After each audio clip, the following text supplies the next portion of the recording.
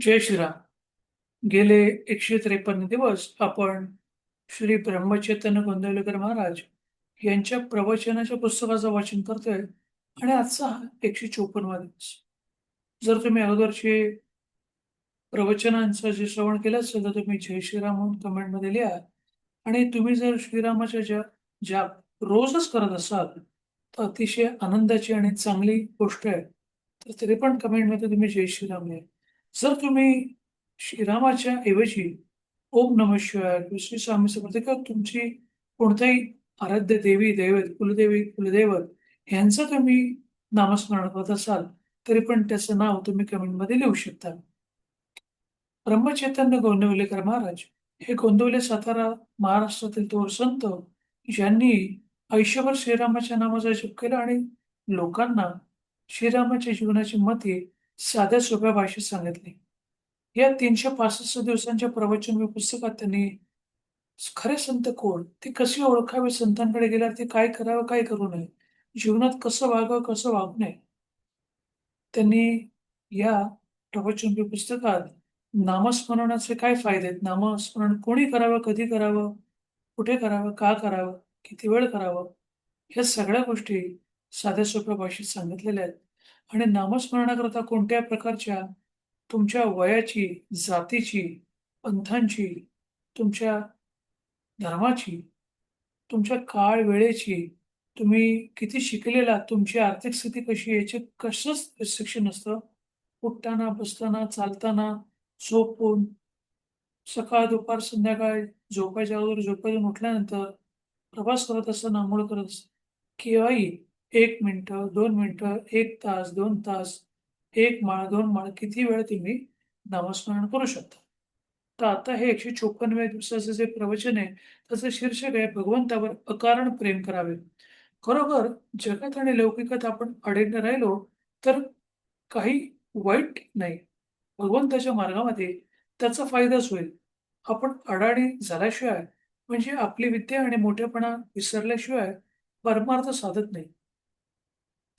म्हणजे आपल्याला आपली विद्या किंवा आपला इगो बाजूला ठेवावा लागतो. मुलगा गावाला जाताना आई ज्याप्रमाणे आई त्याला फळाचे देते, त्याप्रमाणे परमात्मा आपल्याला ज्या परिस्थितीत जन्माला घालतो, त्या परिस्थितीत राहण्यासाठी लागणारे समाधानही तो आपल्याला देत असतो. म्हणजे जीवनात येताना त्या सगळ्या गोष्टी ईश्वराने आपल्याला दिलेल्याच आहेत. ते घ्यायची आपली लायकी मात्र असली पाहिजे. तिथे असमाधान फार आणि तिथे दुष्ट व्यक्तींना किंवा शक्तींना काम करायला वाव मिळतो. त्याच्या उलट जिथे खरे समाधान आहे, तिथे चांगल्या शक्ती मदत करतात. आपण नामाला चिकटून राहिलो, तर बाहेरची वाईट परिस्थिती आपल्याला भागणार नाही. देहाचा मनाशी संबंध आहे आणि मनाचा हृदयाशी संबंध आहे. म्हणून मन नेहमी समाधानात ठेवावे. म्हणजे प्रकृती चांगली राहून आयुष्य देखील वाढेल. म्हणजे आपण आनंदात राहिलो, की आपलं शरीर हे चांगलं राहतं. म्हणजे आनंदात राहिलो, आपलं मन चांगलं राहिलं, आपलं हृदय चांगलं राहिलं, आपलं शरीरही चांगलं राहतं. आणि त्यासाठी आनंदात राहण्याकरता त्याचं नामस्मरण करा. स्वार्थ लुटताना पहिल्या-पहिल्याने मनुष्य व्यवहाराच्या चौकटीत बसणार नाही. जो येईल त्याला तो आपलाच मिळेल. पण परमार्थ मुरला, की तो व्यवहार बरोबर करून शेवटी निस्वार्थी राहील. खरोखर परमार्थ हे एक शास्त्र आहे. त्यामध्ये सुसूत्रपणा आहे. व्यवहार न सोडावा, पण विषयांकडे गुंतणारी आपली वृत्ती भगवंताच्या आड येते. म्हणून तिला भगवंताकडे गुंतवावं. म्हणजे नेहमी आपला कल हा संसाराकडे असतो. आपली ही वृत्ती जी आहे, ती या संसारामध्ये गुरफटल्यामुळे अशा ठिकाणी जाण्याची शक्यता असते. म्हणून सारखं-सारखं आपण त्याला भगवंताच्या नामामध्ये गुंतवून ठेवावं आपल्या मनाला. परमार्थात डोके शांत असले पाहिजे. तसे डोकं शांतच असलं पाहिजे. म्हणजे भगवंताची खरी आवड उत्पन्न झाली पाहिजे. भगवंतावर अकारण प्रेम करणे म्हणजे त्याचं नाव परमार्थ. म्हणजे परमार्थ म्हणजे चांगलं काम करून करणे. आपण कोणत्याही प्रकारच्या अपेक्षा न ठेवता जे आपण काम करतो, त्याला आपण परमार्थ म्हणू शकतो. लोकांसाठी चांगल्या गोष्टी करणं आणि अकारण कोणत्याही गोष्टीची इच्छा न ठेवता आपण त्याचं नामस्मरण करतो. परमार्थ डोके शांत असले पाहिजे. एका गृहस्थाला सगळीकडे रामाची मूर्ती दिसू लागली. झालं त्याला वाटलं की देव आपल्याला भेटला.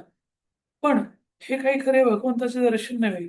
तो सर्व ठिकाणी आहे अशी भावना झाली पाहिजे. तो सगळ्याच ठिकाणी आहे. त्यानेच बनवलेले सगळे, तर तो सगळ्या ठिकाणी असणारच आहे. परमार्थाची काळजी करू नये. ती काळजीच प्रगतीच्या आड येते. वय वाढू लागले, की आपले सर्व अवयव जसे प्रमाणात आपोआप वाढतात, तसेच परमार्थाला लागणाऱ्या गुणांचे आहे. आपण साधन करत असताना आपली प्रगती किती झाली हे सारखे पाहू नये. समजा आपण एक वर्षात एक झाड लावले आणि ते किती वाढले हे पाहण्यासाठी रोज त्याच्या मुळ्या उपटून जर आपण पाहू लागलो, ते झाड वाढेल का? म्हणजे छान उदाहरण दिलेलं आहे, की रोज-रोज त्या गोष्टी चेक करायची गरज नाही. छोटं बाळ कसं हळू मोठं जातं, ते रोज त्याला चेक करायची गरज नाही.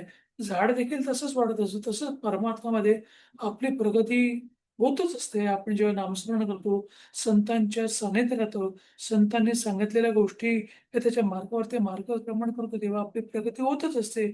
ती किती होते ते रोज चेक करायची गरज नाही. अगदी तसेच परमार्थाच्या प्रगतीचं आहे. मनुष्याला परमार्थ किती साधला, हे त्याच्या बोलण्यावरून आणि दृष्टीवरून ओळखता येतं. शेवटचं वाक्य, परमार्थ हा लोकांना उपदेश करण्यासाठी नाही, तो निव्वळ स्वतः करता आहे. म्हणजे भगवंताकरता अकारण प्रेम करावं, हेच त्यांनी 154व्या प्रवचनामध्ये आपल्याला सांगितलेलं आहे. आता आपण 11 श्रीरामाचा जप करूया. तुम्ही पण त्याचप्रमाणे करा आणि झाल्यावरती जय श्रीराम लिहायला विसरू नका कमेंटमध्ये. जय श्रीराम, जय श्रीराम, जय श्रीराम, जय श्रीराम, जय श्रीराम, जय श्रीराम. जय श्रीराम, जय श्रीराम, जय श्रीराम, जय श्रीराम, जय श्रीराम, जय श्रीराम, जय श्रीराम, जय श्रीराम. धन्यवाद. हे 154व्या दिवसाचं प्रवचनाचं जे वाचन झालं होतं, तुम्ही श्रवण केल्याबद्दल तुमचे धन्यवाद.